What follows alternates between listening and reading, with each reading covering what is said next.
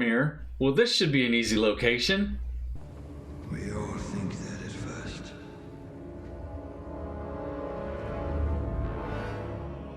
We are all wrong. In order to take the stone, you must lose that which you love. Oh no, that's horrible. Goodbye, little code monkey. Well, hold up there, Cletus. What if I told you that there was a way that you could still keep your little code monkey and win the location? Did you hear that, code monkey? Come on back. Well, Cletus, I'm glad you got your little code monkey back. Now let's tell everybody about this week's featured location. Remember, featured locations show up in 40% of your matches, so you don't necessarily want to build an entire deck around the featured location, but it would be good to have at least a couple of cards in your deck to handle situations when it comes up. So the featured location this week is Vormir. The first card you play here is Destroyed.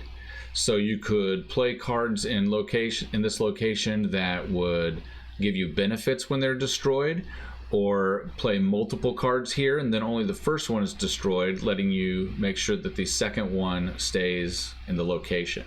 So let's take a look at the cards that I would recommend that you use during this week's featured location. Okay, the first strategy to dealing with featured locations is always get rid of it. So you can use Scarlet Witch to replace the location with a random new one when it shows up.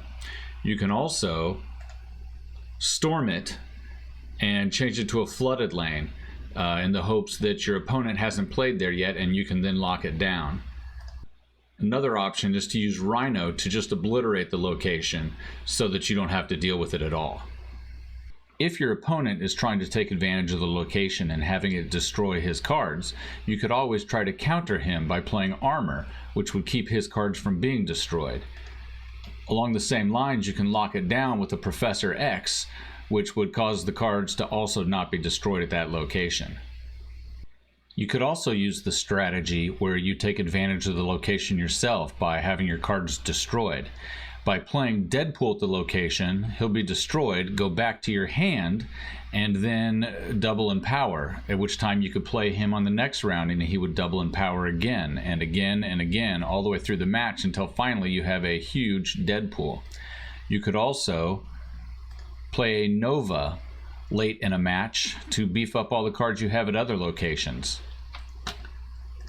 Playing a Bucky Barnes at that location will have Bucky destroyed and replaced with the Winter Soldier. The Winter Soldier would then stay at the location.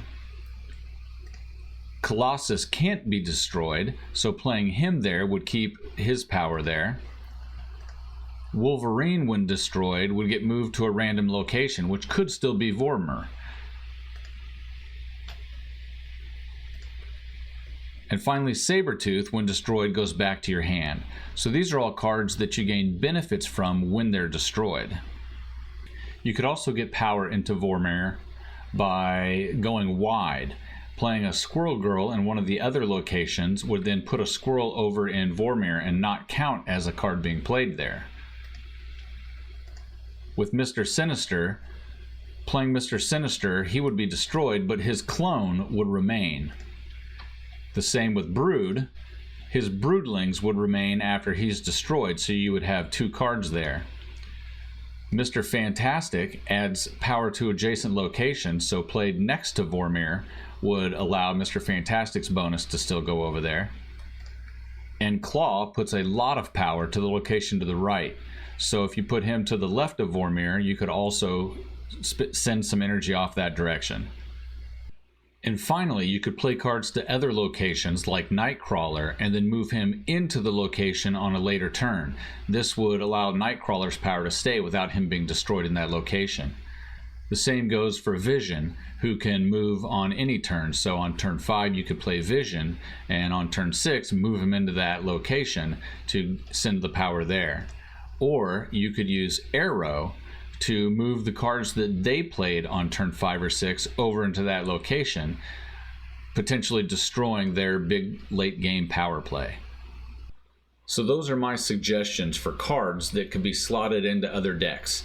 Whether you're playing a deck that takes complete advantage of cards being destroyed, like a death deck, or perhaps a Heimdall deck that moves a lot of cards on the last turn, or you're just taking one or two of these cards and slotting them into your favorite existing deck.